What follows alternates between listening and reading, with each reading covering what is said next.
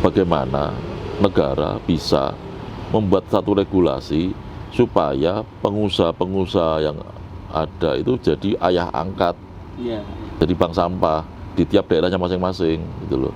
Jadi akhirnya bank sampah bisa punya sustainabilitas dengan dibantu oleh kalangan pengusaha yang memang sebenarnya pengusaha ini punya kewajiban terhadap sampah dari produk yang dihasilkan. Bersama Hadupi Indonesia Bersih. Halo Sobat Hadupi, selamat pagi. Selamat datang di podcast Hadupi. Ngobrol santai penuh makna tentang seputar daur ulang plastik, inspirasi dan inovasi daripada pelaku daur ulang plastik Indonesia. Hari ini kita akan ngobrol seru tentang bagaimana kolaborasi antara pelaku yang mengumpulkan material daur plastik yaitu bank sampah, kemudian berkolaborasi dengan industri daur plastik Indonesia. Nah, apabila kedua pihak ini sudah menyatu, maka bagaimana nanti ceritanya? Mari kita kupas pada pagi hari ini. Pagi ini kita kedatangan tamu istimewa dari Kota Solo, dari tokoh bank sampah, praktisi bank sampah.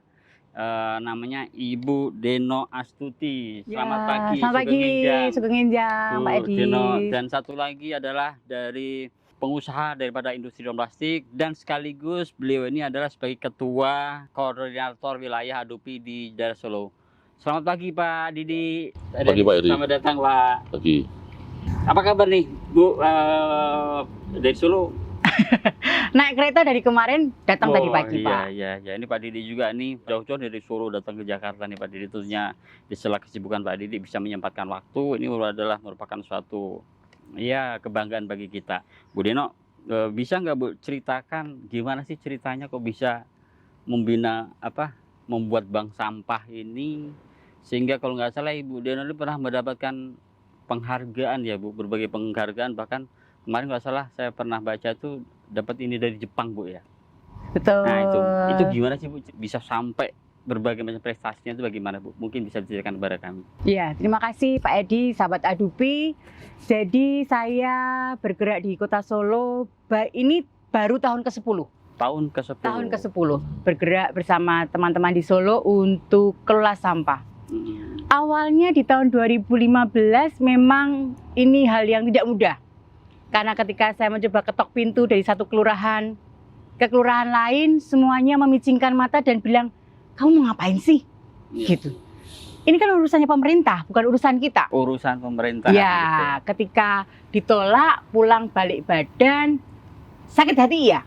Ini maaf, yang ngomong ini urusan pemerintah ini siapa nih Bu Dino? Kelurahan. Kelurahan. Iya, gitu. karena kan saya ketok pintunya minta izinnya ke Pak Lurah, Bu Lurah.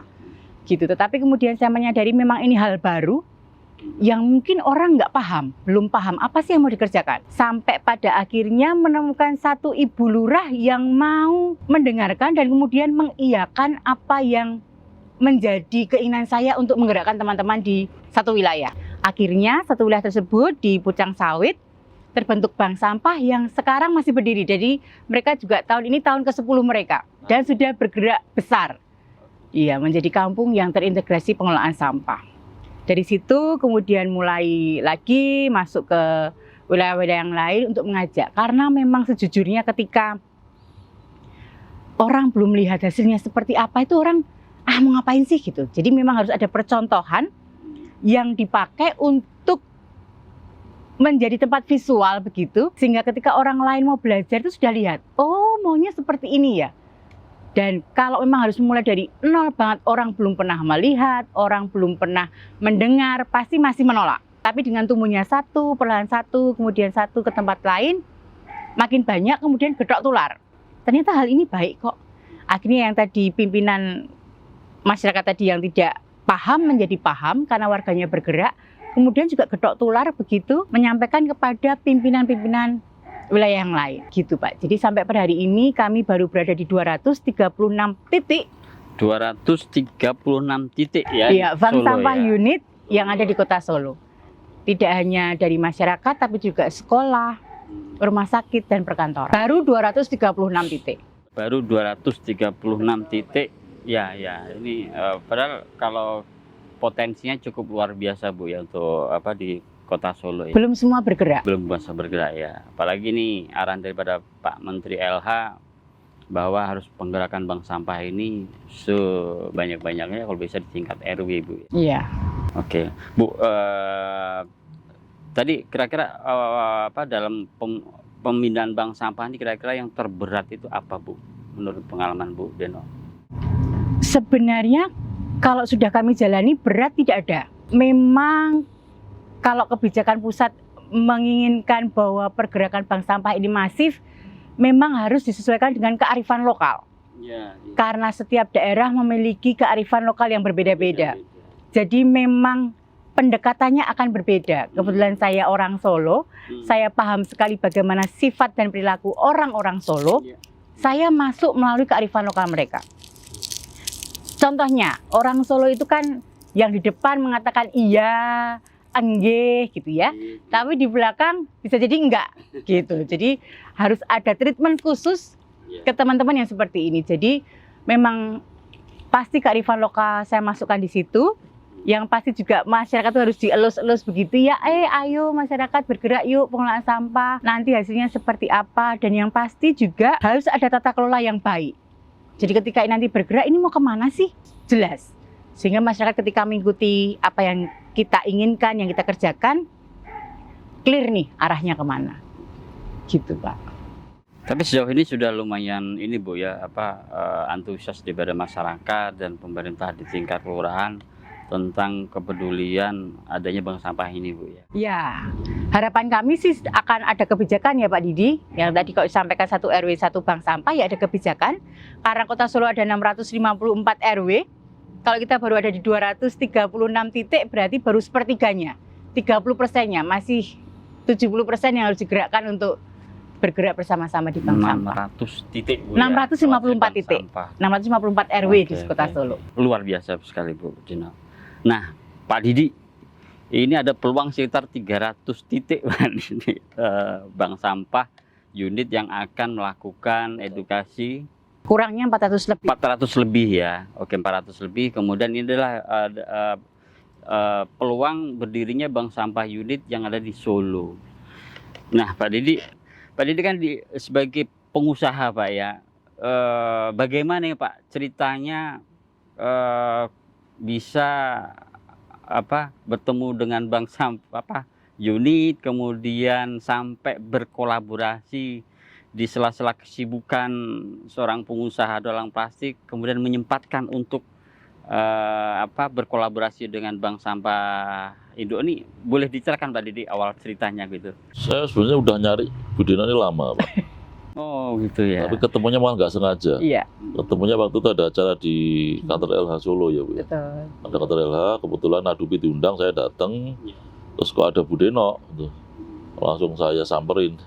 Saya minta izin ke Kadisal waktu itu. Saya sudah nyari lama ini Bu Dino ini, kok ketemu gitu kan. Lah kenapa saya kok mencari Bu Dino, Pak? Jadi selain sebagai ketua koordinator di Adubi di Solo, saya juga kan pengusaha daur ulang, Pak. Pengusaha plastik juga, pengusaha kantong plastik juga. Jadi saya lihat memang harus diakui problem mengenai sampah plastik ini memang jadi masalah. Karena pengelolaannya itu belum bagus di Indonesia, belum bagus Pak. Karena cuma dikumpul dan aku dibuang aja ke tempat sampah gitu kan. Sementara di pihak kami jadi di industri daur ulang itu kok malah kekurangan bahan. Kekurangan bahan baku Pak Didi. Kekurangan bahan baku yang sesuai dengan kriteria kami. Jadi misal bahan baku yang tersortir dengan baik, bahan baku yang sudah relatif bersih, sehingga nanti biaya sortasi, biaya pengolahan di industri daur ulang itu bisa jadi lebih murah. Selama ini sangat susah gitu Pak. Nah saya lihat bahwa bank sampah itu sebenarnya harus jadi ujung tombak. Ujung tombaknya di industri daur ulang, karena bank sampah ini juga mengedukasi masyarakat di tingkat rumah tangga supaya bisa memilah sampah. Akhirnya kegiatan sortasi itu bisa dilakukan di hulunya. Saya lihat bank sampah ini sangat baik, sangat bagus. Nah, bank sampah itu kan ada bank sampah unit yang di tiap kampung, dan induknya adalah di bank sampah induk. Nah, Bu Dino ini sebagai penggerak bank sampah induk kerja nyata di Solo. Saya cari lama itu Pak. Saya lihat waktu itu ada di Candy. Iya. Ini kok orang Solo malah gitu loh. Iya. Masa saya sesama orang Solo kok nggak tahu, kok nggak pernah ketemu. Akhirnya ketemu itu di LH itu Pak. Akhirnya kita ngobrol, terus kita janjian untuk ketemu, untuk ayo kita kolaborasi gimana. Saya juga pengen jangan terus industri plastik itu yang disalah-salahin terus. Betul. Dituduh sebagai perusak lingkungan lah, sebagai apa namanya industri yang apa namanya yang berkontribusi terhadap kerusakan lingkungan. Itu saya kok nggak ikhlas juga disebut sebagai perusak lingkungan. Iya. Memang buktinya kami mendaur ulang itu tiap hari berapa puluh ton itu juga jadi produk lagi yang bisa dipakai lagi. Betul. Cuman nggak ketemu linknya dengan apa namanya hulu sampah itu di masyarakat siapa. Makanya ketika ketemu Bu Deno, ayo kita ada kolaborasi supaya minimal kota Solo ini bisa kita gerakkan bersama, gitu Pak ceritanya.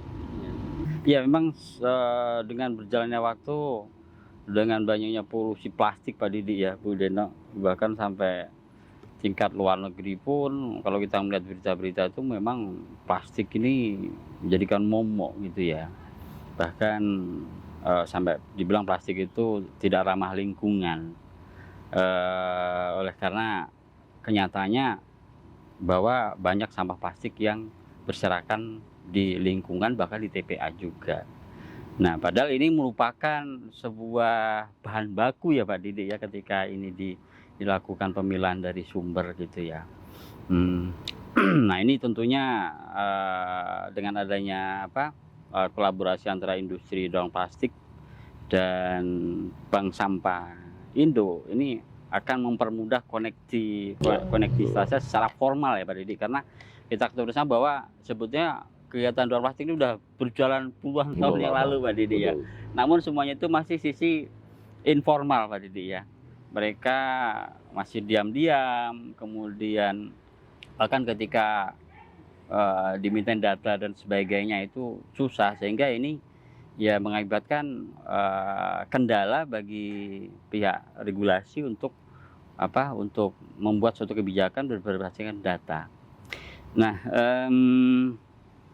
Bu Deno, kemudian saya boleh tanya nih Bu Deno, dengan perkembangan peraturan perundang-undangan baik yang ada di pusat dan di daerah, ini menurut Bu Deno seperti apa peluang dan tantangannya bagi bank sampah untuk dalam mengumpulkan ini?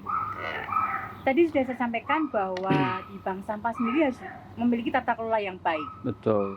Dari sumbernya dibawa ke bank sampah unit, ke bank sampah induk. Setelah ini kemana nih? Dan kami sangat terbantu dengan adanya teman-teman di pabrik-pabrik daur ulang untuk menerima sampah terpilah kami. Dan ini merupakan bukan kebetulan ya, tapi memang ini harus dilakukan. Yeah. Karena dari sumbernya ketika tata kelola ini tidak tahu mau dibawa kemana, berhenti. Bank sampah mau berapa ribu pun jumlahnya, ketika tidak mendapatkan jalur yang benar, berhenti. Yeah. Jadi saya rasa Adupi amat sangat bisa menjadi jembatan penengah antara problem pemerintah dengan solusi dari masyarakat seperti apa. Jadi memang kebijakan ini harus didengarkan oleh pemerintah. Kami yang tiap hari bekerja di hulu paham sekali. Ketika tata kelola tidak baik, selesai. Tapi karena kami bertemu dengan teman-teman di Adupi, semua selesai juga, tapi dengan baik. Gitu. Jadi dengan baik itu sampah dari sumbernya kemudian beralihnya betul ke arah yang mana nih, tidak berada di TPA. Begitu. Jadi harapan saya teman-teman Adupi nanti di banyak daerah juga bisa menjadi jembatan teman-teman di bank sampah induk dengan pabrik, dengan industri. pabrik langsung ya. Jadi semuanya berjalan dengan baik.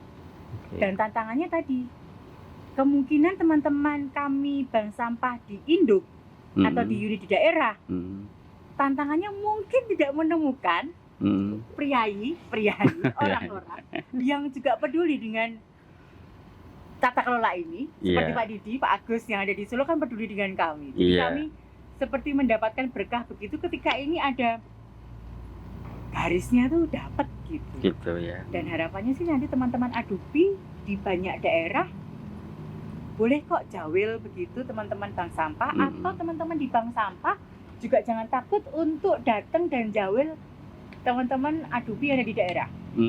Sehingga bisa menjadi seperti kami, tata kelolanya lebih baik, lebih jelas lah ini mau dibawa kemana gitu. Kalau kebijakan mengenai pembatasan plastik, jujur sampai per hari ini tidak ada dampak yang signifikan, karena ternyata kami menerima sampah dari hulu, dari sumbernya juga masih sangat banyak gitu. Dan fokusnya memang ada di edukasi. Ketika masyarakat teredukasi dengan baik, Iya.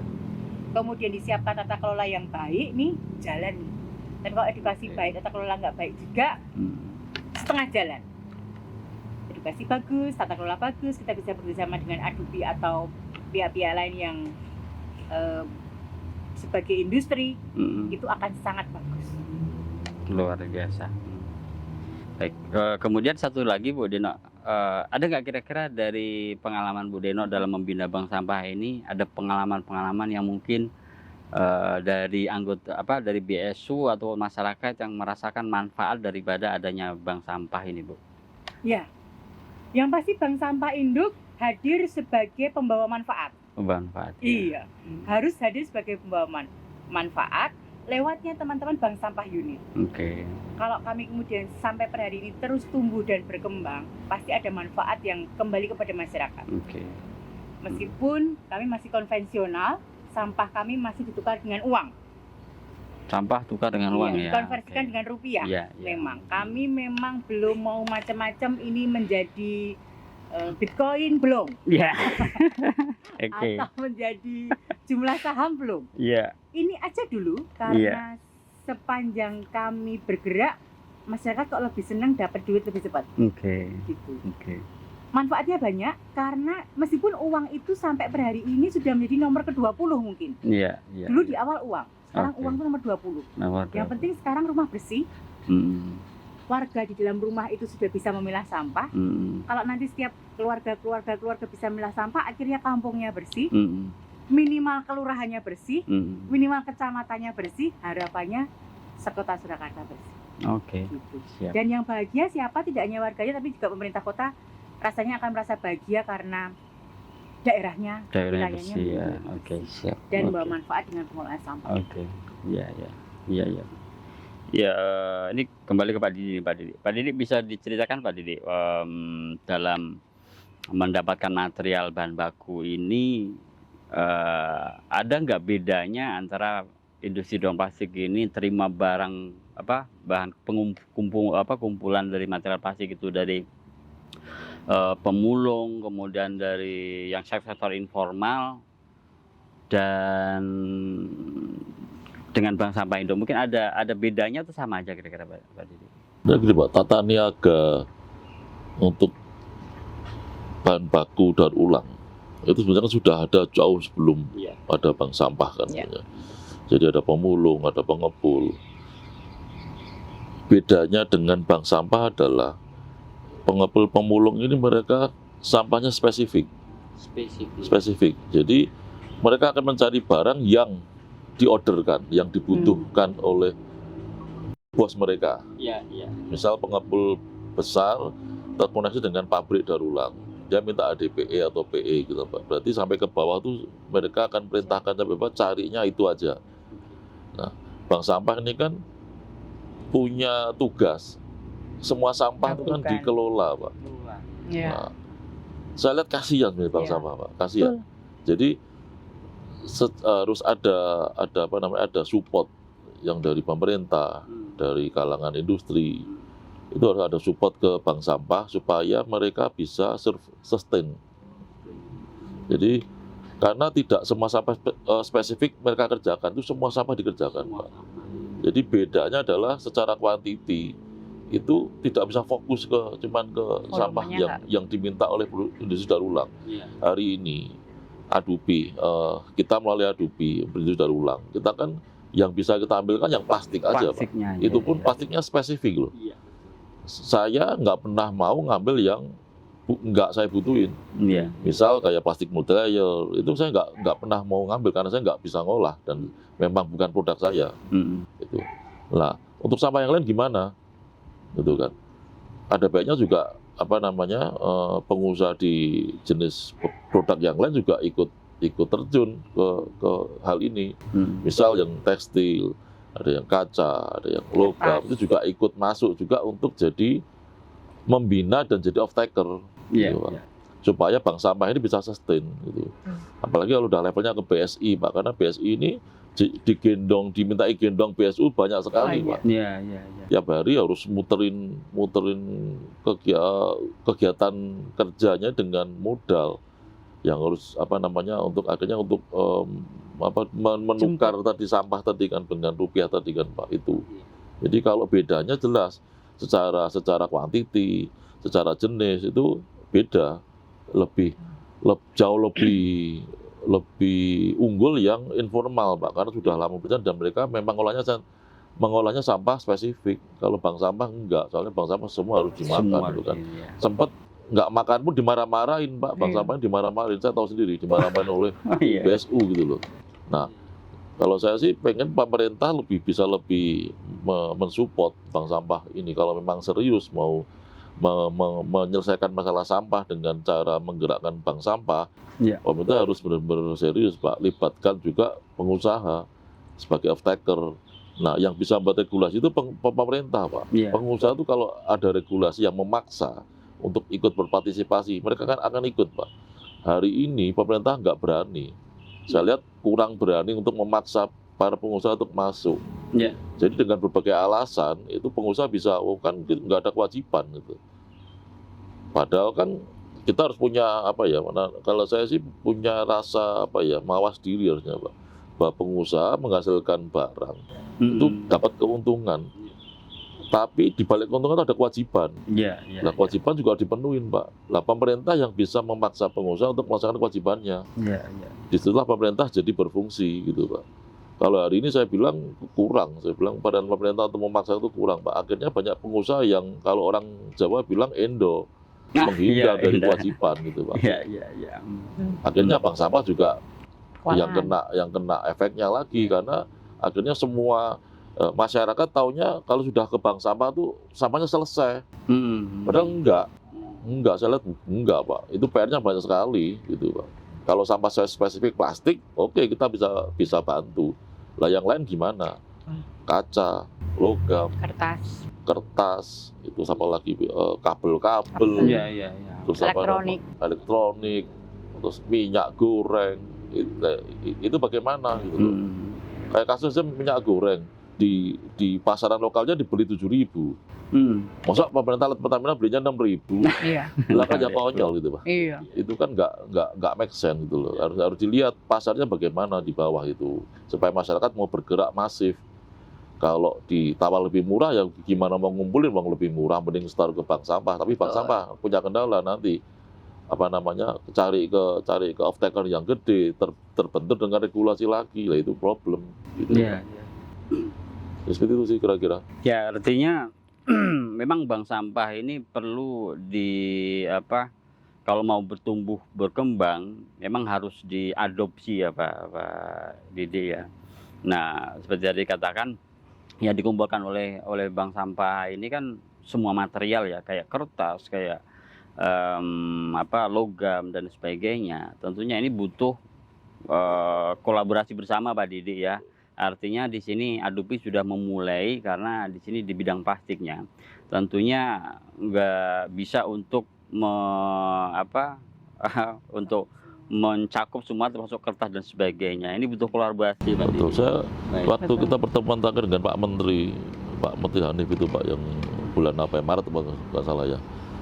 Itu kan kita pernah juga menyampaikan ke Pak Menteri waktu itu bagaimana negara bisa membuat satu regulasi supaya pengusaha-pengusaha yang ada itu jadi ayah angkat, jadi bank sampah di tiap daerahnya masing-masing gitu loh. Jadi akhirnya bank sampah bisa punya sustainabilitas dengan dibantu oleh kalangan pengusaha yang memang sebenarnya pengusaha ini punya kewajiban terhadap sampah dari produk yang dihasilkan. Betul. Ya. Itu yang harus dikaitkan, tapi butuh peran pemerintah itu Pak. Karena kalau pemerintah kalau bukan pemerintah, siapa lagi yang bisa memaksa gitu Pak. Iya. Kalau nggak dipaksa ya, saya nggak dipaksa kok gitu loh. Tapi kalau dipaksa kan mau nggak mau harus gitu kan Pak. Kayak pajak kan dipaksa, harus kan. Berarti kita bayar karena memang kewajiban.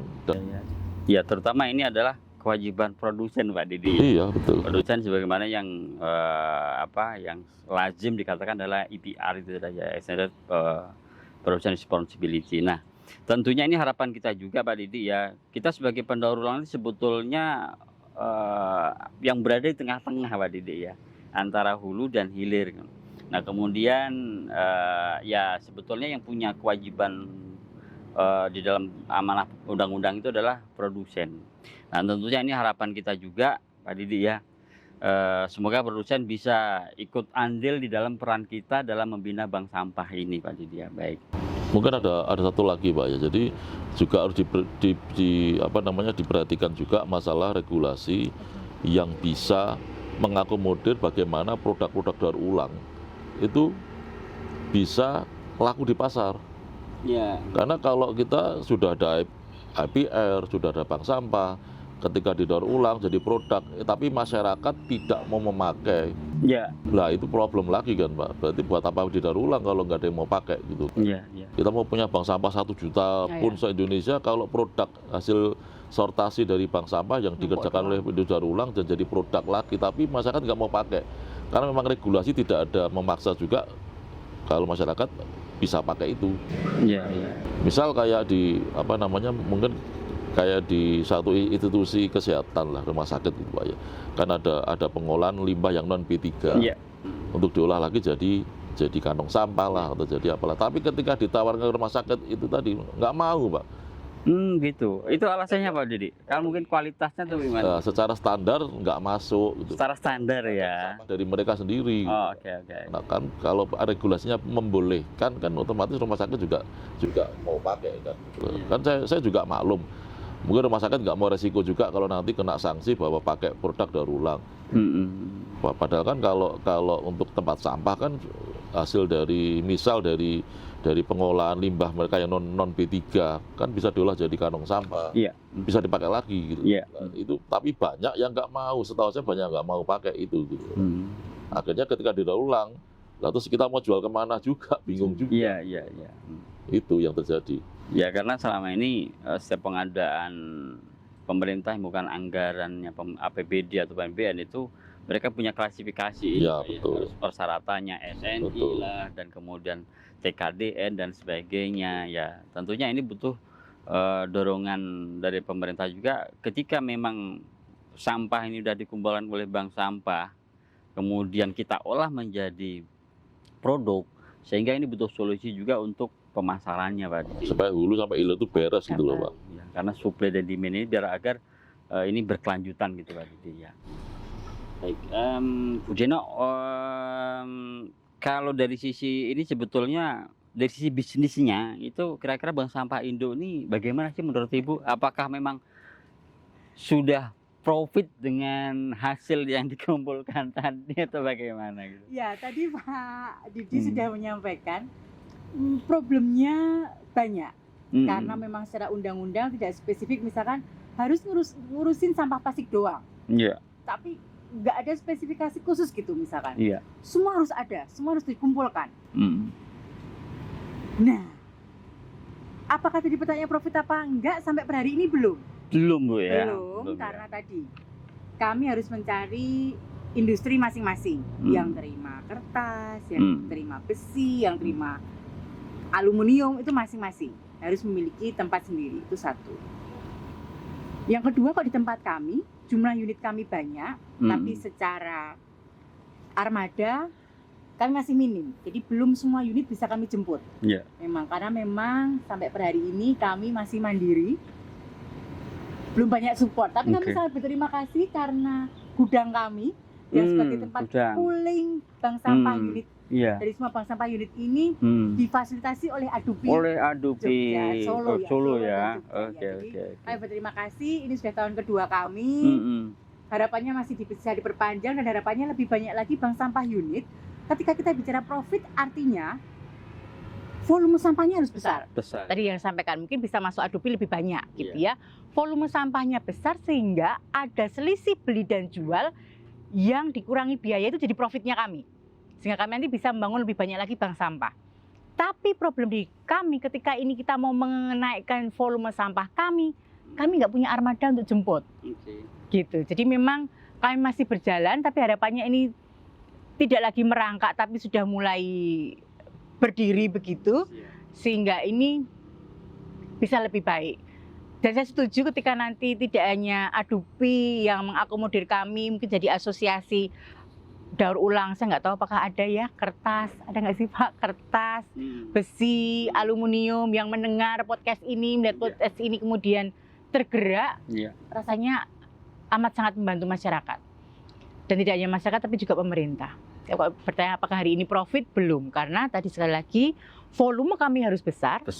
Ya, untuk mendapatkan selisih beli dan jual, dikurangi biaya sehingga kami memiliki profit yang besar. Tapi sampai per hari ini kami masih berupaya untuk sampai titik itu. Harapannya ada lebih banyak lagi volume sampah yang masuk ke induk, sehingga tadi profit tadi dapat tercapai lebih. Artinya masih butuh perjuangan. Iya. Adobe kami masih butuh bimbingan Adobe lebih jauh. Oke, yang terakhir ke Pak Didi. Pak Didi tadi katakan Bu Indo ada gudang yang digunakan oleh Bank Sampah Indo untuk ngumpulin semua plastiknya yang difasilitasi oleh Adobe. Ini saya dengar bahwa akan ada wacana untuk pembuatan recycling center ya Pak Didi. Mungkin bisa dijelaskan sedikit Pak Didi tentang konsep recycling center di suatu daerah tadi sebagai penampung daripada sampah-sampah, baik nggak cuma plastik tapi semuanya harus ditampung oleh kita di recycling center tadi Pak Didi. Ya, konsep recycling center untuk tiap kota itu menurut saya ideal. Jadi tiap kota harus punya satu pusat recycle, di mana semua sampah yang hasil pemilahan dari bank sampah unit ini bisa terkumpul di situ untuk kemudian dikumpulkan dengan kuantiti yang bisa dijangkau oleh industri daur ulang gitu Pak. Selama ini problemnya ada di kuantiti. Jadi itu juga ketika recycle center terbentuk, itu juga bisa berkolaborasi dengan pemulung. Betul. Dengan pengepul kecil itu bisa bergabung di situ Pak, karena selama ini kan image-nya itu adalah pengepul pemulung itu bersaing dengan bank sampah. Itu image-nya ya. Jadi kelihatan bermusuhan oleh pengepul besar, akhirnya harga yang dimainkan. Nah, harusnya dikolaborasikan ini Pak, dikolaborasikan dengan skala yang lebih besar, supaya bisa menjangkau dan dijangkau industri daur ulang dengan lebih pas gitu kan. Jadi recycle center hari ini kalau ketika mau dibentuk itu harus bisa mengkolaborasikan antara juga bank sampah unit, bank sampah induk dengan pengepul, dengan pemulung yang ada. Kita libatkan juga ya Pak Didi ya. Siap. Kita lihat kalau pemulung yang di jalan-jalan bawa karung tuh kok aduh, saya bilang harus diberdayakan lagi. Betul ya. Kalau yang di Solo ada yang di TPA, ada pemulung yang langsung di TPA itu. Kok harus ada satu pemberdayaan supaya lebih bisa jadi formal Pak, jangan informal terus. Harus bisa jadi punya status yang jelas, yang dilindungi oleh negara juga pemulung ini gitu Pak. Kalau dari sisi keamanan kesehatannya juga rentan ya Pak. Itu kan selama ini mereka kerja juga tanpa ada jaminan juga kan Pak, bagaimana keselamatannya, kesehatannya gitu kan. Terus juga TPA juga jadi tempat sortir di situ kan. Sebenarnya kan di rumah di hulu, harusnya disortir di hulu, bukan di TPA. TPA tinggal terima residu. Kalau kemudian mau dibuat waste to energy atau waste to apalah, waste to something itu sudah produk dihilir, bukan lagi dengan pemilahan gitu Pak. Jadi kalau recycle center sih idealnya tiap kota. Tiap kota ada ya. Jadi BSI langsung ada recycle center di situ. Ini butuh dukungan pemerintah, dukungan pengusaha juga sih Pak, saya lihat. Dan ini memang akan menjadi target Adobe Pak ya untuk membuat recycling center di beberapa kota ini dengan berkolaborasi dengan bank sampah, dan bahkan sektor-sektor informal pun kayak pengepul dan sebagainya itu butuh kita rangkul ya Pak. Itu jangan diajak bersaing, tapi malah Iya. harusnya berkolaborasi, Pak. Karena mereka punya kuantiti juga. Ya, jadi betul-betul recycling center ini pusatnya untuk industri daur ulang ya, material ngumpulnya Pak ya. Ada plastik, ada kertas, ada dan sebagainya. Dan recycle center harusnya dikelola oleh bank sampah induk, Pak. Bank sampah induk yang akan kelola ya. Bank sampah induk punya satu sistem yang lebih sistematis. Iya. Ada data di situ yang dikumpulkan. Nah, sementara pemulung kan nggak punya data, Pak. Iya. Jadi data itu dibutuhkan lewat recycle center. Ketika recycle center dikelola oleh bank sampah induk dengan berkolaborasi dengan pemulung dan pengepul, data sampah itu bisa tercatat dengan baik, dan pemerintah ketika membutuhkan data bisa minta ke situ, Pak, dengan data yang akurat. Ya Sobat Rupi, perbincangan kita pada pagi hari ini di bawah terik matahari pagi cukup luar biasa, hangat dan panas, yang mana ini adalah merupakan suatu contoh kolaborasinya dari sektor hulu, yaitu yang mengumpulkan daripada material dorong plastik yang tadinya sampah kemudian diubah menjadi material bahan baku dorong plastik, kemudian dikumpulkan oleh bank sampah. Nah, kemudian dikolaborasikan dengan bagian di pengolahnya, yaitu industri dorong plastik. Tentunya ketika dua sektor ini sudah bertemu, berkolaborasi, tentunya merupakan salah satu solusi untuk penanganan sampah di Indonesia lebih baik, sehingga sampah tidak menjadi sampah, tapi sampah menjadi material dorong plastik Indonesia. Nah, kemudian untuk ke depan, agar kita membantu pemerintah dalam hal untuk menangani sampah plastik yang semakin hari semakin hangat dibicarakan. Mari kita terus berjuang dan mengembangkan inovasi dalam hal untuk mengatasi masalah sampah plastik dengan reduce, reuse, dan recycle. Salam Adupi Jaya. Aduh, belepotan.